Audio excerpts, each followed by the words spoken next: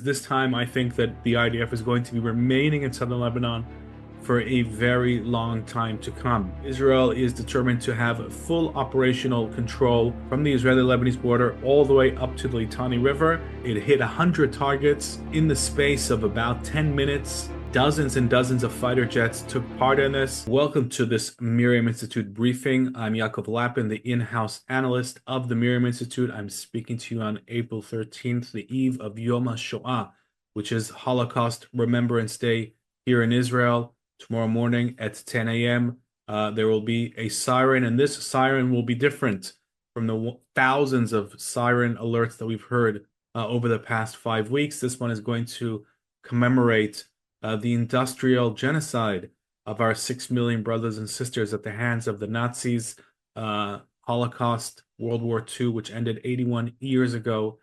And it's going to be especially, I think, emotional for us to mark this day as we are fighting off adversaries that have similar genocidal intents towards our people today. The main difference is that we have the instrument of our nation state and military to protect us successfully against these genocidal intentions. What we were lacking as a people so sorely 80 or so years ago, today the picture could not be more different.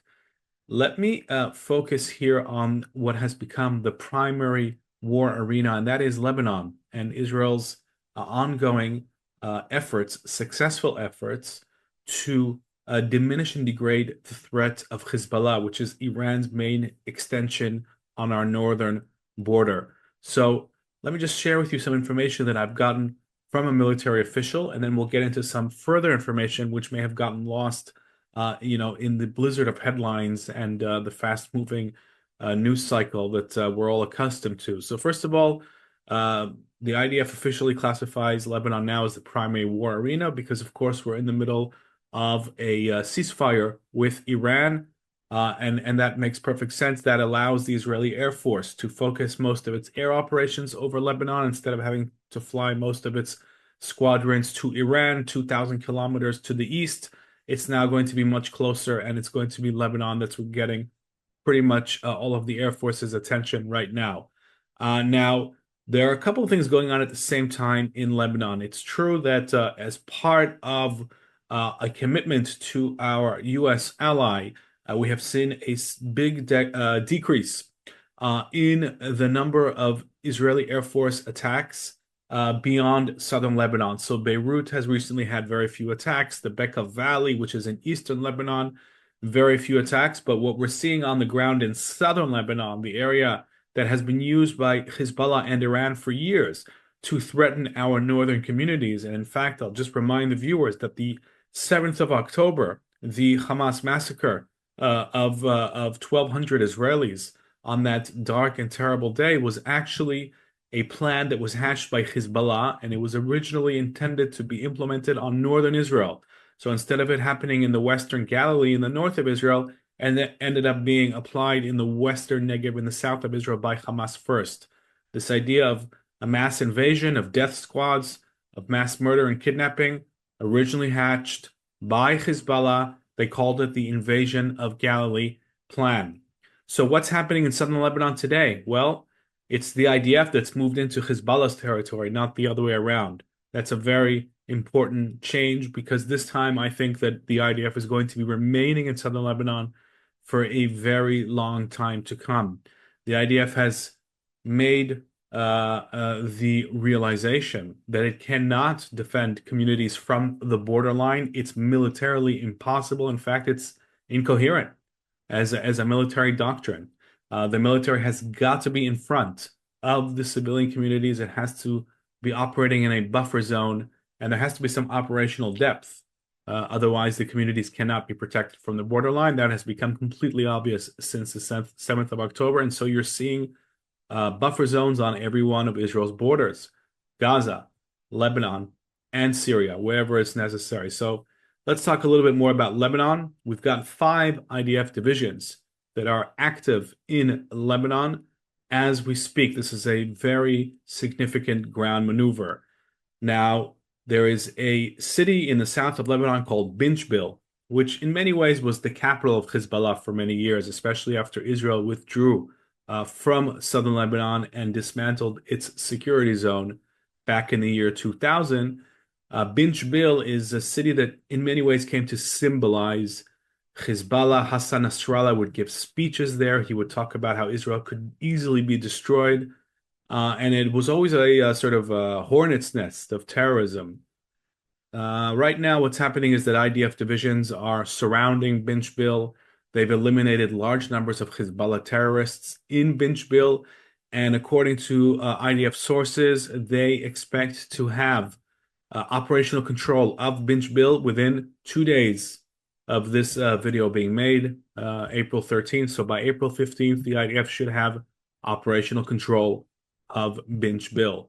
Now, terrorists had planned to use Bint Jbeil as a launch pad to conduct raids into Israel. That's according to Israeli military intelligence. And this threat was accompanied by anti-tank missile fire threat, and these threats have been eliminated. By the way, terrorists were using a Lebanese government hospital in Bint Jbeil to conduct many other operations, and they stored large numbers of weapons in that hospital.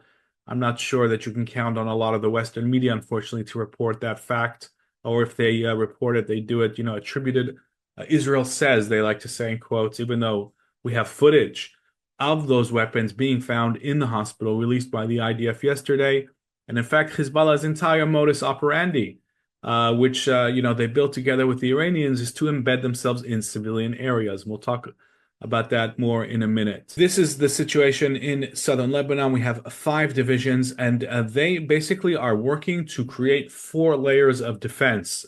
We had some information coming out of this from the office of the defense minister, Israel Katz, and I want to take you through some of these details because they're important. First of all, on the actual border line, the first line of defense, where Hezbollah had planned to launch that invasion from, those frontline southern Lebanese villages had become basically invasion bases for Hezbollah. So in that area, first of all, the IDF is conducting large engineering work to flatten structures that had been taken over by Hezbollah.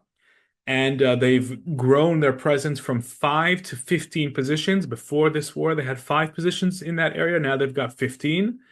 The second line, what the IDF calls the anti-tank range, and that's really the area from where Hezbollah can fire direct anti-tank missile attacks on northern communities. That line has also been captured by the IDF, and that means that Hezbollah can no longer fire anti-tank missiles at northern communities. And then there is a third line to create further depth. And the final and fourth line is the Litani River, which fluctuates in terms of how far it is from the Israeli border. But Israel is determined to have full operational control from the border, from the Israeli-Lebanese border, all the way up to the Litani River. That doesn't mean that the IDF is going to be in every village. It doesn't mean it's going to recreate in full the security zone that it had back in the 80s and 90s. I think that technology will allow the IDF to maintain what we can call standoff fire or long-range fire on some of those areas without needing to necessarily flood them with military posts. But the IDF is going to be present in one way or the other throughout southern Lebanon for a long time to come. And I think the Israeli position here is that only once the Lebanese government can prove that it itself is willing to clash with Hezbollah and that it can actually win that clash and really disarm Hezbollah and not to do the theatrical disarmament that we saw during the so-called ceasefire that lasted over the past year before this stage of the war broke out. During that time, what would happen is that the Lebanese army would go through a southern Lebanese village. It would scan it, and then it would declare that this village is disarmed. It would maybe find, a few guns or old rockets, possibly, in coordination with Hezbollah. Let's not forget that half of the Lebanese army is Shiite, which is the same sectarian base that Hezbollah draws its armed terror operatives from, same villages. They didn't really disarm anything. Because the weapons were hidden in bunkers and homes, and they didn't go in there. They would not clash with Hezbollah. So Until that changes, there's no reason for Israel to leave these areas once again, and the onus is going to be on the Lebanese government to prove that it can apply sovereignty. There's nobody who wants to see that happen more than Israel. We don't want to be in southern Lebanon, but if the choice is either that or endangering northern communities, then it's going to be the IDF that's going to be there. Now, another big change regarding the situation in southern Lebanon is that most of the Shiite southern Lebanese residents have evacuated. They received orders to evacuate, or we can call them calls or warnings. They heeded those warnings because they were being used as human shields by Hezbollah. They evacuated. There's more than 600,000 of these southern Lebanese Shiites, and that means that the security zone that Israel is now reestablishing is largely going to be free of civilians. That's a big difference compared to the situation that we had in the 80s and 90s. It's a very big difference. So a few more interesting figures that the IDF has made available that I wanted to share with you. Since March 2nd, when Hezbollah decided to join this war to support Iran, they have fired 6,500 rockets and UAVs, unmanned aerial vehicles, also known as drones. And half of those were fired from south of Litani River. That's where they were allegedly had been disarmed. Where the Lebanese government said that they were basically banished from. Well, we now know that that's a complete lie. And by the way, UNIFIL, the UN so-called monitoring and peacekeepers that were supposed to make sure that Hezbollah were not operating, and they were enforcing a resolution, a UN Security Council resolution called 1701. We now see that this is all theatrics. None of this has any substance. Nobody was doing anything except the IDF. And half of those rockets and UAVs were fired from north of the Litani River, and that's an area where Israel is also operating mainly from the air to take out hundreds of rocket launchers. In total, more than 200 rocket launchers have been struck. More than 1,500 Hezbollah armed terrorists have been killed since the 2nd of March. The IDF in total has struck something like 4,300 terror infrastructure targets throughout Lebanon. It's killed something like 250 Hezbollah artillery operatives. It's dismantled a whole bunch of units that were being used to liaise between Iran, the Quds Force, which is part of the IRGC, and Hezbollah. So the bottom line here is that this is a lot more than just a tactical response. What we're seeing here is an IDF push to break the Hezbollah system, not just to respond, to be reactive, to hit the launcher that fired on northern Israel. No, there's a real strategic push here to dismantle the system that Hezbollah had built, and also to dismantle the shadow state that Hezbollah built. Because just like Hamas, these terror armies need shadow states. They need civilian and social ecosystems from which to recruit, in which to embed their offensive capabilities, and from which to operate under the guise of various civilian disguises. Without that, they're very exposed, and now they've lost that in southern Lebanon. Now, a final point I think that's worth mentioning is that on Wednesday, the IDF conducted a really, really ambitious strike. It hit 100 targets in the space of about 10 minutes. Dozens and dozens of fighter jets took part in this. And according to IDF assessments, at least 250 Hezbollah terrorists were eliminated in those coordinated operations. They happened all at the same time in 3 different areas in Lebanon, in the Bekaa Valley, which borders Syria, in Beirut, and in southern Lebanon. So this is really impressive scale and precision.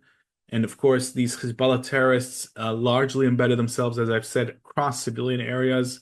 This makes the challenge even greater to strike these kinds of targets. It's very challenging. Nobody is more precise than the IDF. Nobody goes to more efforts to try and limit harm to non-combatants than the IDF, and no one is libeled and defamed more than the IDF when it goes to these efforts. So my message to the commentators and the critics and the international media that are always going to be coming to Israel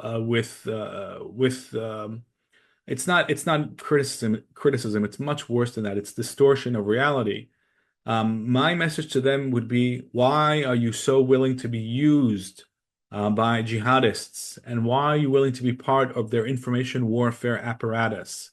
I think it's time to turn the onus back on them. They need to explain themselves. Why are they willing to do this? Why aren't they willing to tell their readers and viewers that Hezbollah deliberately creates these scenes? Why don't you tell them what the IDF does to try and limit harm?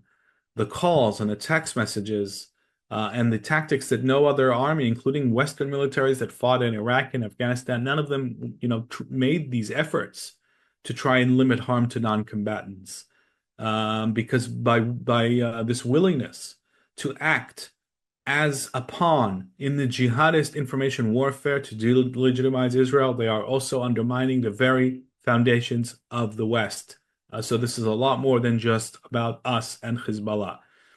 So this is the situation in southern Lebanon. Things are actually moving. It may look like it's just, tit for tat, and Israel and Hezbollah are exchanging blows, but actually what's happening is that many critical Hezbollah systems are being dismantled, primarily in southern Lebanon, but not only. And so this is the pattern that I see playing out. This space has to be watched, but I think that the future of northern communities in Israel is much, much brighter. I think they're going to have enhanced security, and I don't think we're going to see a quick change back to the status quo that existed on the eve of this war. And of course, all of this means that Iran is going to basically lose many of the capabilities and the proxy powers that it had established in Lebanon, not all of them. The big question going forward is what will happen with the Lebanese government and Hezbollah? Are they on a collision course? Because the Lebanese government has publicly, and this is a significant step, they have publicly acknowledged that Hezbollah and Iran are the cause of this war, not Israel. And they want to negotiate with Israel for the first time. This is very significant because it's politically damaging to Hezbollah's legitimacy. Hezbollah claims it's the defender of Lebanon, and Lebanon as a state is saying, not only are you not the defender, you're actually the occupier, the Iranian occupier of Lebanon. So are they on a path to a civil war? We really don't know.